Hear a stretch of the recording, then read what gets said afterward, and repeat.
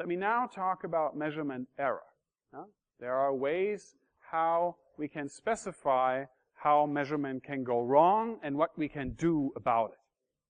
Measurement error is broadly defined as the difference between a measured value and the true value of that quantity. This is a philosopher's notion of error, because after all, we don't know the true value.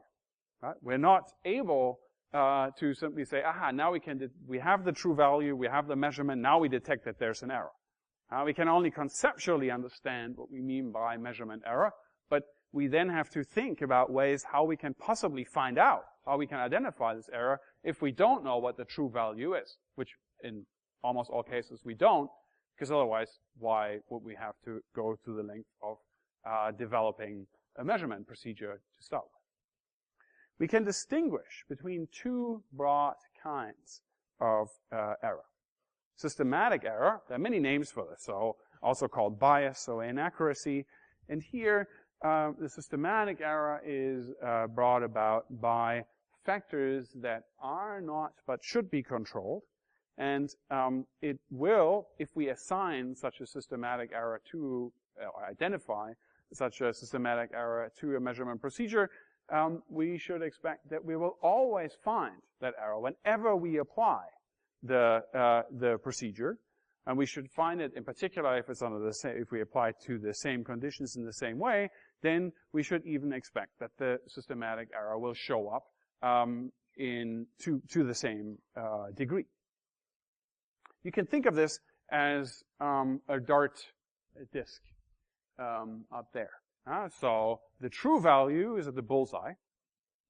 And now if we have a precise measurement that suffers from a systematic error, then we see how every single measurement is moved away in the same direction and to the same extent from the true value. So we get sort of a bundle of hits to the southwest of the true value, because something is pushing that these measurement values away from the true value. Measurement procedures that don't suffer from systematic errors are called accurate or valid. So in this case, the dart illustration shows you an inaccurate but precise measurement. So what is this precision? Precision is another form of error. It's the one where we have a that is due to a fluctuation of measurement. And that results due to factors that cannot, or that for more or less practical reasons, will not be controlled. And interestingly, it has a zero expected value. That is, if you take multiple measurements, these measurements will be around the true value. They will all individually deviate, but taken together, as you're approaching an infinite number of measurements, then you will actually get to the true value, if your measurement is entirely accurate but imprecise. And a measurement that doesn't suffer from such random error is precise, or also called reliable. Now, how do we deal with these different errors? Random error is relatively easy to deal with if we, given that we know that a pure random error has an expected value of 0, that is, for sufficiently many measurements, the number of measurements is sufficiently large, we will eliminate, or at least reduce, the random error to an acceptable size, because we can average over all these different points, and then that measurement error will disappear. That's why you should always repeat measurements. How many times will, of course, depend on what your assumptions are about how strong the random error is. It's difficult to say. So it does improve precision, but it does not improve accuracy. How do we deal with systematic error in contrast to this? Here we have what we need to do is we need to identify the factors that actually bring on this systematic error. So if we can identify these factors, if we can predict what the systematic error is, then by eliminating or counteracting these factors, we will improve accuracy. However, we will not improve precision. Now, one of the biggest issues is to identify systematic error. How do you know?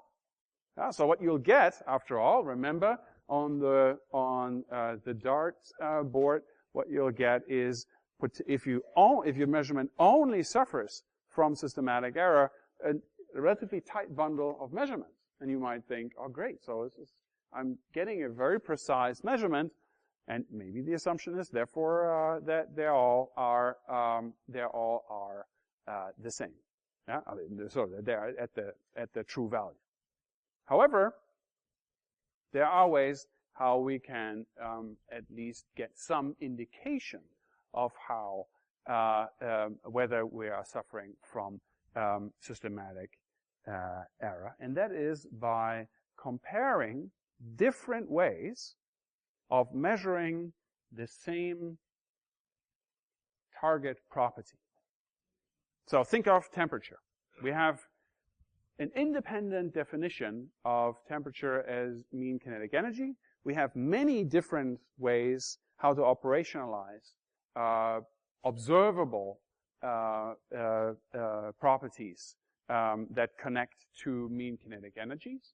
And what we can now look is to see whether will we get, given that we're always trying to measure the same property, temperature, whether we get the same measurements from these different operationalizations. If we do, we obtain what's called convergent validity. We're getting readings from hopefully independent operationalizations of the same concept. That's one way. However, there's one very, very good indicator. You will often not get this. You will often get divergence between different measurements of the same target. However, you also may be suffering from the problem that you get convergence, but you don't know whether that's because all your measurement instruments are just incredibly blunt. They always get you the same results, irrespective of what's happening.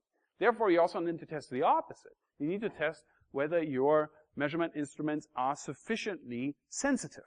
And that's why you also need to take into consideration what's called divergent validity.